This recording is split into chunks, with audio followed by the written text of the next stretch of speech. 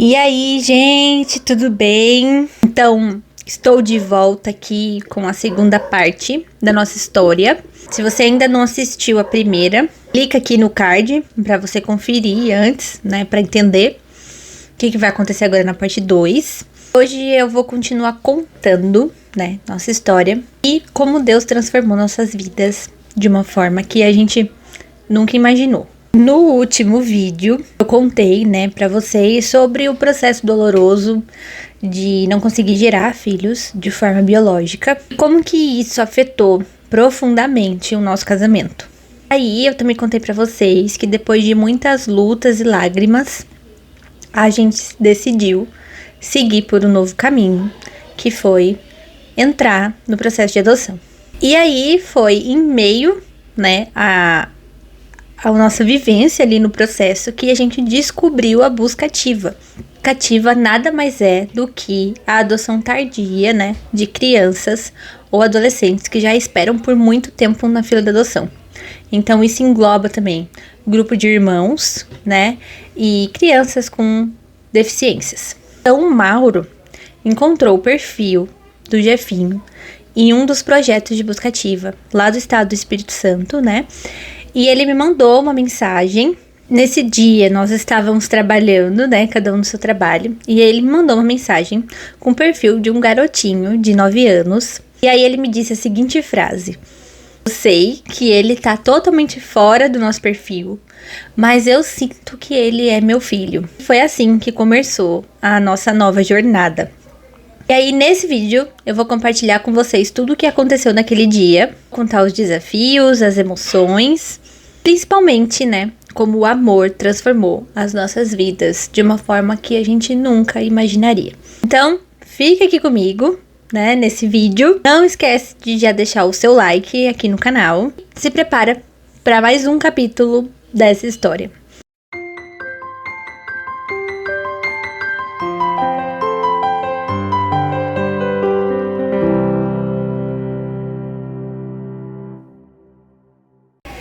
Então vamos lá, no último vídeo eu deixei vocês mais curiosos sobre o Jefferson, né? Eu vou contar como que ele entrou nas nossas vidas, como Deus transformou a nossa vida de uma forma inimaginável. Bom, depois que o Mauro, enfim, mandou, né, o link da página de busca ativa, eu cliquei e assisti o vídeo do Jefferson, um garotinho que na época tinha 9 anos, um garotinho cheio de vida, e no instante em que eu vi aquele vídeo, o coração já disparou na hora. Naquele momento eu soube que o Jefferson já era o nosso filho. Então assim, eu não pensei nem duas vezes e eu respondi a mensagem do Mauro com sim.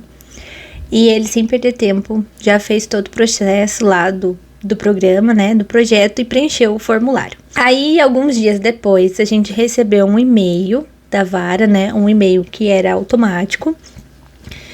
E esse e-mail falava sobre as regras, né, de como seria avaliado, né, quando uma pessoa manifestasse interesse em uma criança do projeto. Então, assim, basicamente tinha uma lista de prioridades. E aí, vamos lá, gente, vocês tentem adivinhar em que posição a gente estava. A lista era mais ou menos assim. Tinha prioridade total as pessoas que eram habilitadas do estado do Espírito Santo para não habilitados do estado. E aí, em terceiro, habilitados próximos ao estado do Espírito Santo. Quarto, os habilitados da fila da CNA Nacional. E em quinto, os não habilitados. Então, nessa época, a gente estava na última posição, porque nem habilitado a gente estava ainda.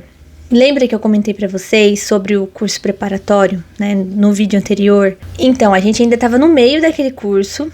E a gente só ia concluir ele dali 2 meses pra frente, que era um encontro por semana. Então, eram toda terça-feira durante 4 meses. Esse foi nosso curso preparatório para adoção. É um curso que você precisa fazer antes de entregar toda a documentação para o fórum, porque você precisa ter esse certificado desse curso para poder concluir a sua entrada, né, na documentação para a fila da adoção. Então, assim, na hora que a gente recebeu essa confirmação de e-mail, né, que era um e-mail automático, a gente já teve uma frustração ali logo de cara, porque o Mauro já ficou sem expectativa. A gente era o último da fila, a chance zero de chamar a gente, né, pra conhecer o Jefferson. Mas mesmo assim a gente manteve ali a esperança firme. Porque enquanto eu via a fotinho dele, o vídeo lá no site, então o que a gente fazia? Cada avanço do nosso processo, cada vez que a gente concluía algo pro nosso processo de habilitação, a gente mandava um e-mail para essa vara, né, avisando das nossas atualizações para que, sei lá, talvez nossa colocação subisse um pouquinho, né, e a gente pudesse ter mais prioridade para conhecer a história do Jefferson. Então, o que eu fazia? Mandava e-mail, saiu o número do nosso processo, a gente já concluiu toda a documentação, e eu tô mandando aqui agora o número do nosso processo de habilitação. Aí depois a gente já fez um curso do fórum, né, que o fórum disponibilizou para já em pré-habilitação. Olha, a juíza já encaminhou para a equipe técnica pra gente fazer as entrevistas, né? Então, assim, a gente tá um pé da habilitação. Então, assim, eu sempre ia mandando e-mails, né, mostrando a evolução do nosso processo e nosso interesse, né, ali de conhecer o Jefinho. E aí, gente, o tempo foi passando e nada da habilitação nossa sair, nosso processo de habilitação demorou muito. E nada também da gente receber resposta nenhuma deles, né? Já tinham passado ali meses e nada ainda. E aí um dia, já cansada de esperar e de tanta burocracia, eu escrevi um e-mail enorme para a Vara do Espírito Santo. Frustrada, e aí eu despejei tudo ali naquele e-mail mesmo. Contei sobre nossa família, eu contei sobre nosso desejo de adotar o Jefferson, sobre como ele também já estava há muito tempo esperando por uma família, como que o nosso lar aqui seria ótimo para ele. Então assim, foi como vomitar toda aquela dor que eu tava carregando. Mas assim, foi um desabafo genuíno e cheio de emoção, na expectativa de que algo saísse dali. Aí, a resposta, né, desse e-mail demorou. Depois do dia que eu enviei, basicamente uns 2 meses ainda. Quando eu mandei, estava próximo do final do ano, né, ia vir Natal, Ano Novo, então acho que é por isso que eu tava tão emotiva. Mas aí a gente recebeu, enfim, uma resposta, que foi através de uma ligação, no dia 22 de fevereiro. Então, foi aí nossa tão sonhada ligação. Nosso telefone tocou nesse dia. E era assistente social lá de Vitória, da capital de Guarapari, responsável pelo projeto. Tentou ligar pra mim, acho que não conseguiu, então ligou no telefone do Mauro. O Mauro atendeu, todo esperançoso. E aí ele só pediu pra ela um tempinho, se ela podia ligar em 10 minutos novamente, porque ele queria estar perto de mim pra que a gente ouvisse tudo junto. Nessa época a gente trabalhava no mesmo hotel, então a gente tinha essa facilidade de estar mais próximo um do outro. Quando ela ligou novamente, ela começou a falar sobre o Jefferson, contou toda a história dele, passou seu histórico de saúde. Por fim, decidiu que a gente pensasse bem, né? Isso era uma sexta-feira, e que a gente tomasse a decisão com cautela, pensasse no final de semana, e que na segunda-feira ela ia retornar a ligação pra gente, pra saber o que a gente decidiu. Mas assim, gente, na verdade, nosso coração já dizia assim, muito antes daquele momento, porque foram quase um ano, né, tentando receber essa ligação de lá. A assistente social ligou novamente na segunda-feira e nós confirmamos a nossa decisão. E foi quando ela explicou que, né, que a partir desse momento, então, quem iria entrar em contato com a gente seria a equipe técnica de Guarapari, que era a cidade onde ele estava. E eles iam marcar uma entrevista por vídeo, né, para conversar com a gente. E assim foi, né.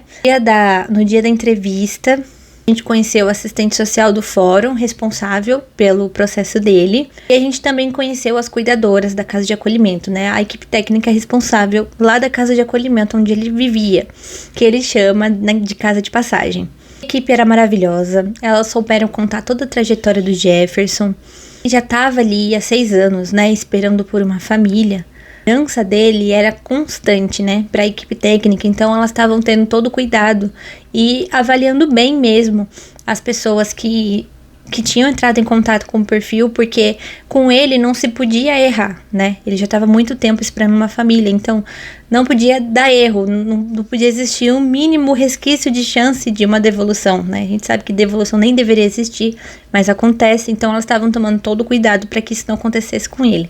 E aí, gente, foi emocionante demais, a entrevista ela foi bem longa, a gente teve muita conversa, falamos de nós, falamos do Jefferson, foi uma entrevista assim cheia de detalhes, envolveu sentimentos, todo mundo chorou junto, porque a gente descobriu que a gente era basicamente o único casal que tinha tentado, né, o contato pelo projeto para se habilitar para ele. As cuidadoras contaram pra gente que o Jefinho vivia o tempo todo pedindo por uma família, e uma das cuidadoras, né, por ser mais religiosa, contava pra gente: calma, papai do céu tá lapidando uma família ótima para você.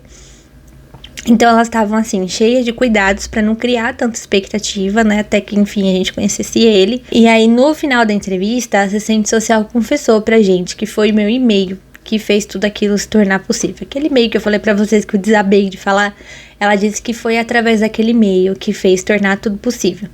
Daí eu até contei pra ela, expliquei que eu já tinha mandado vários outros antes. Ela disse que não teve acesso a todos os e-mails e o que chegou até ela mesmo foi esse. Então assim, que bom que eu mandei esse e-mail. Ela, né, falou pra gente que a sinceridade e aquele desejo genuíno de ser mãe do Jefferson foi o que chamou a atenção dela. E foi através disso que ela quis dar continuidade no processo. Mesmo, né, no caso, assim, a gente ainda tá habilitado, porque até essa ligação a gente ainda não estava habilitado, a gente ainda estava em processo de habilitação. Nós já tínhamos entregado todas as documentações pro fórum, mas ainda faltavam as entrevistas com assistente social e psicólogo para poder fazer o laudo e dar, enfim, o juiz dar um parecer positivo sobre a habilitação. Então ainda tinha metade do processo, para acontecer. Gente, as coisas foram andando, né? A equipe técnica de lá pediu autorização para a juíza, contou nossa história para a juíza. E, enfim, depois de muitas autorizações e de muito se pensar, no dia 18 de abril, o Jefferson nasceu para nós. Um garotinho carinhoso, meigo, cheio de vida, que já tinha completado ali seus 10 anos, ele já tinha feito aniversário, não era mais um garotinho de 9. A gente tem a certeza que tudo que aconteceu foi um encontro de almas. Gente, era amor, sorriso a cada, sabe, momentinho que a gente tinha ali juntos. Comparo muito esse dia como um parto, porque foi o nosso parto, foi o dia que Jefferson nasceu pra nós, né? Mas foi um parto bem diferente. Então a gente saiu, né, na verdade aqui do estado de São Paulo, e foi até Guarapari. A gente foi até a casa de passagem que ele vivia, no dia 18 mesmo, pra conhecer ele. Então o nosso parto foi mais ou menos assim: a gente tava sentado na sala da equipe técnica, né, eu e Mauro e Jefinho. Então ele veio, a assistente social chamou ele, nos apresentou como Mauro e Larissa, né? Até então ele não sabia de nada, e a gente passou um tempo ali brincando com ele. A gente fez aviãozinho de papel, a gente conversou, a gente riu. Nada ali foi forçado, sabe? Era tudo tão natural que parecia que a gente estava encontrando alguém que já fazia parte de nós há muito tempo. Eu sempre falo que no dia do meu parto foi um encontro de almas. De Deus, ele estava presente em cada detalhe daquele dia.